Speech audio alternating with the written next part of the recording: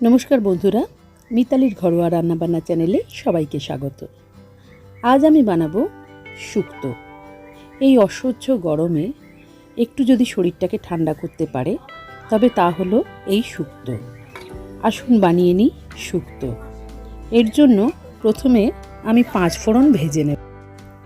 এই ভাজা মশলার গন্ধটা শুক্তোটাকে অসাধারণ সুন্দর করে দেবে।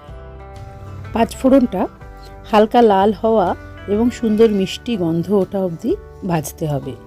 বেশি ভাজবেন না, তাহলে কিন্তু পুড়ে কালো হয়ে যাবে। এখানে আমি 1 চামচ মতো রাঁধুনি মশলা আর আদা খানিকটা বেটে রেখেছি। এবার কড়ায় সাদা তেল দিলাম, তার মধ্যে বেশ কিছু বড়ি নিয়ে ভেজে রাখবো। শুক্তোয় বড়িটা ভীষণ ভালো লাগে। বড়িগুলোকে হালকা লাল লাল হওয়া অবধি ভেজে যেতে হবে। আঁচটাকে মাঝারি রাখতে হবে যাতে বড়িগুলো পুড়ে না যায়।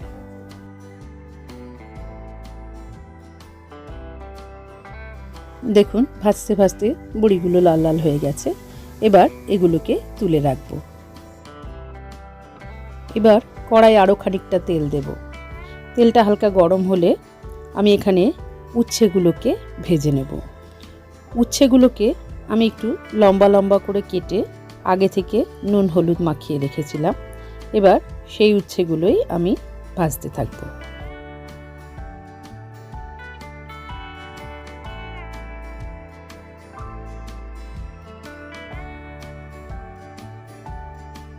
উচ্ছের কাঁচা ভাব কেটে গিয়ে যখন গাগুলো লালচে লালচে হয়ে যাবে তখন তুলে রাখব। উচ্ছে ভাজা হলে ওই একই তেলে আমি বেগুনের টুকরোগুলোকেও ভেজে নেব। বেগুনটাকেও আমি আগে থেকে একটু নুন হলুদ মাখিয়ে রেখে দিয়েছিলাম।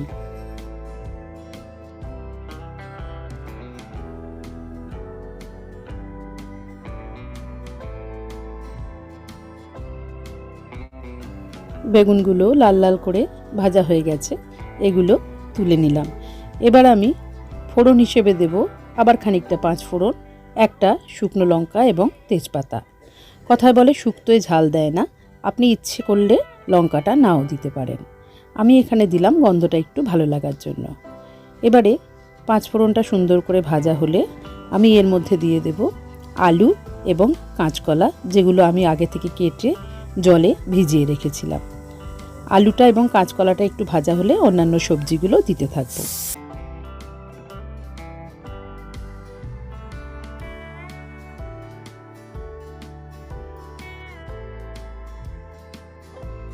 এবারে এক এক করে দিয়ে দেব সবজিগুলো। দেব খানিকটা মূলো,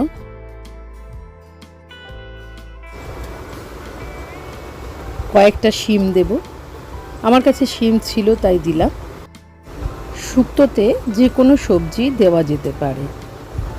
দিয়ে দিলাম একটু সজনে ডাঁটা, তবে শুক্তোতে একটু সজনে ডাঁটা অবশ্যই দিতে হয়, গন্ধটা ভীষণ ভালো লাগে আর এই সময় সজনে ডাঁটা খাওয়াটা খুব দরকার। এইবার সব সবজি দিয়ে ভালো করে নাড়াচাড়া করতে হবে যাতে সবজিগুলো নরম হয়ে যায়।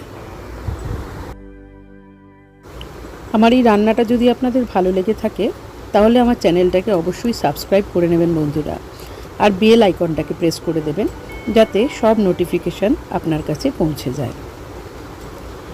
এখানে আমার কাছে খানিকটা কড়াইশুঁটি ছিল তাই আমি দিয়ে দিলাম।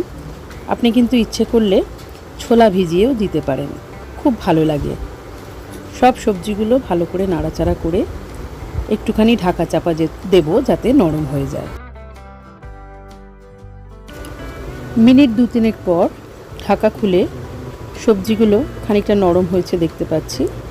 এই সময় দিয়ে দেব একটু মশলা, দিয়ে দেব পরিমাণ মতো নুন, সামান্য একটু হলুদ দেব। অনেকে শুক্তোয় হলুদ দেন অথবা দেনও না, আপনি ইচ্ছে করলে নাও দিতে পারেন। আর ওই রাঁধুনি এবং আদা যেটা আমি বেটে রেখেছিলাম সেই পেস্টটা, সবটা দিয়ে খুব ভালো করে মিশিয়ে নিতে হবে সবজিগুলোর সঙ্গে।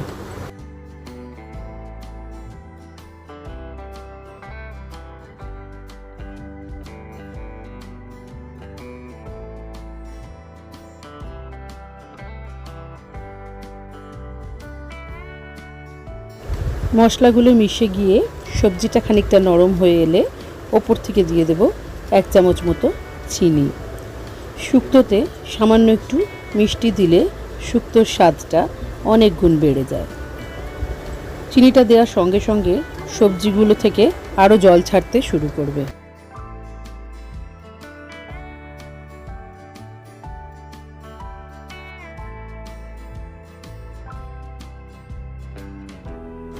নাড়াচাড়া করতে করতে চিনিটা সম্পূর্ণ গলে গেলে উপর থেকে দিয়ে দেব পরিমাণ মতো জল। এমনি জল না দিয়ে এখানে সর্ষে বাটার জলও দিতে পারেন, কিন্তু আমি এখানে এমনি জলই দিলাম।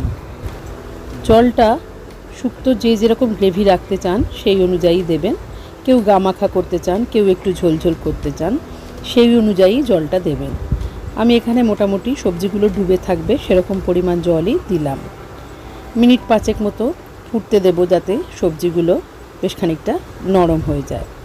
5 মিনিট বাদে ঢাকা খুলে দেখা যাচ্ছে সবজিগুলো অনেকটাই নরম হয়ে এসেছে। এই সময়ে ওপর থেকে দিয়ে দেব বেশ খানিকটা দুধ দিয়ে সবজিগুলোকে আবার ভালো করে ফুটতে দিতে হবে দুধ জলের মধ্যে। আঁচটাকে এই সময় একটু কমিয়ে দিতে হবে, তা না হলে কিন্তু দুধটা ফুলে উঠে উনুন নিভে যেতে পারে, কারণ দুধে প্রচুর ফেনা হয়। মাঝখানে ঢাকা খুলে আবার একটু দেখে নেবেন সবজিটা সেদ্ধ হয়েছে কিনা। সবজি কিন্তু সম্পূর্ণই সেদ্ধ হয়ে গেছে। কাঁচকলা এবং আলুই শক্ত, সেগুলোই যখন সেদ্ধ হয়ে গেছে তার মানে সবটাই সেদ্ধ হয়ে গেছে। এই সময়ে ওপর থেকে দিয়ে দেব আগে থেকে ভেজে রাখা উচ্ছে এবং বেগুনটা, আর তার সঙ্গে বড়িটাও দিয়ে দেব। বড়িটা অবশ্যই ইচ্ছে করলে আরও একটু আগেও দেওয়া যেতে পারে, কারণ বড়ি সেদ্ধ হতে একটু বেশি সময় লাগে। আবার ঢাকা চাপা দিয়ে ফুটতে দেওয়ার পর মিনিট 5 বাদে দেখা যাচ্ছে দেখুন সব সবজিগুলো নরম হয়ে মিলেমিশে গেছে এবং ঝোলটাও অনেকটা মরে এসেছে। মোটামুটি গামাখা হয়ে যাবে, এই রকমভাবেই ঝোলটা রাখতে হবে। দুধ এবং মশলাগুলো যখন সমস্ত সবজির মধ্যে মিশে যাবে এবং সব সবজি আর বড়ি সেদ্ধ হয়ে যাবে, তখন ওপর থেকে দিয়ে দেব আগে থেকে ভেজে গুঁড়িয়ে রাখা ভাজা মশলাটা। এই অসহ্য গরমে মুখে রুচি আনতে এই রকম শুক্তোর জুড়ি মেলা ভার। অসাধারণ সুন্দর খেতে লাগে এই শুক্তো, এবং নানা রকম সবজির সংমিশ্রণে এই শুক্তো শরীরটাকে ঠান্ডাও রাখে। দেখুন ভাজা মশলাটা এবার ওপর থেকে ছড়িয়ে দিচ্ছি। সবশেষে ওপর থেকে দিয়ে দেব একটু গাওয়া ঘি।